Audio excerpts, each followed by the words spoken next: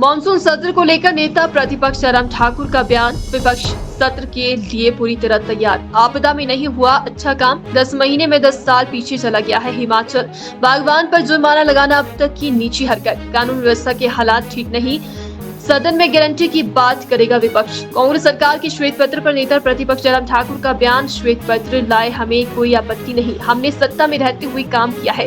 नेता प्रतिपक्ष ने कहा, मुझे मालूम है श्वेत पत्र में क्या होगा। पीएम की रैलियों का जिक्र होगा। हिमाचल के 75 वर्ष पूर्ण होने के कार्यक्रमों के अलावा इन्वेस्टर मीट का जिक्र करेंगे। कांग्रेस ने 9 महीने में 8,000 करोड़ से ज्यादा का दिया लोन। आपदा में भी लूट मार चली है, जैसे भी केवल कांग्रेस के लोगों की ही लगाई जा रही।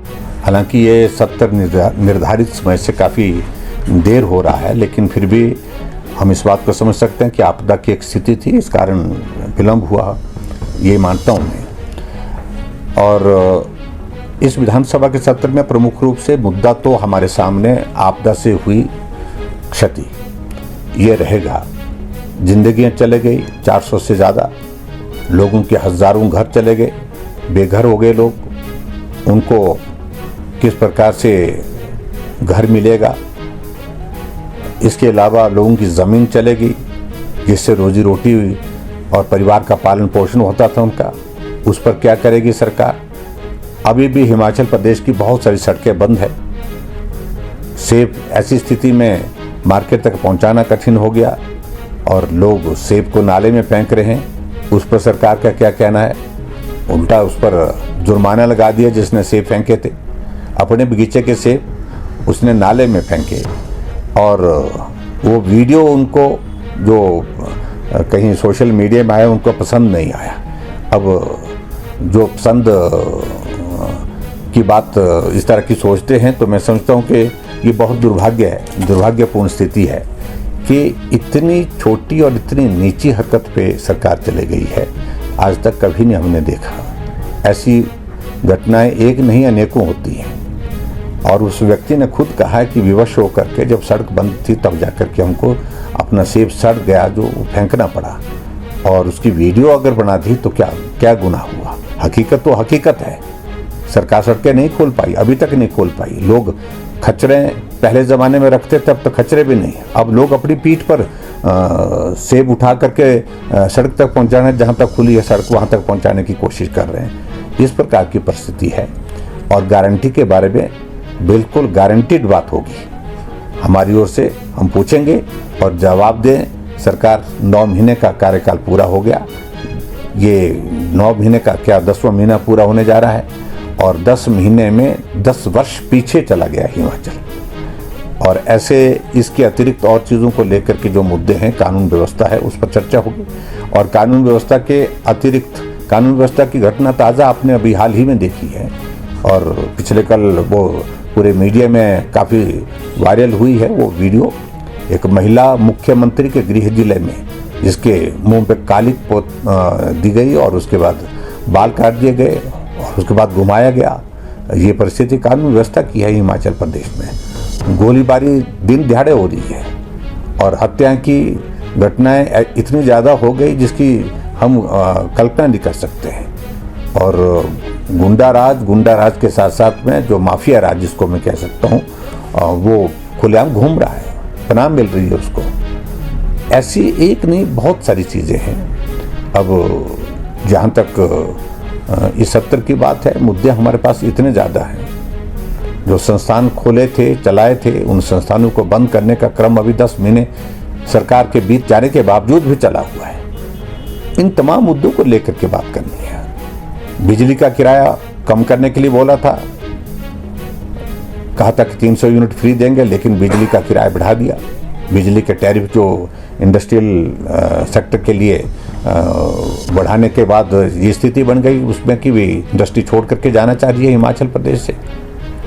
डीजल और पेट्रोल की कीमतें 7 रुपये इन 8 महीने में बढ़ा दी उनने, जबकि अंतर्राष्ट्रीय मार्केट में और पूरे देश भर में भारत में पिछले 1 साल से ज़्यादा समय से तेल की कीमतें नहीं बढ़ी है, लेकिन हिमाचल प्रदेश में बढ़ी है। व्यवस्था परिवर्तन यही है, नया दौर यही है।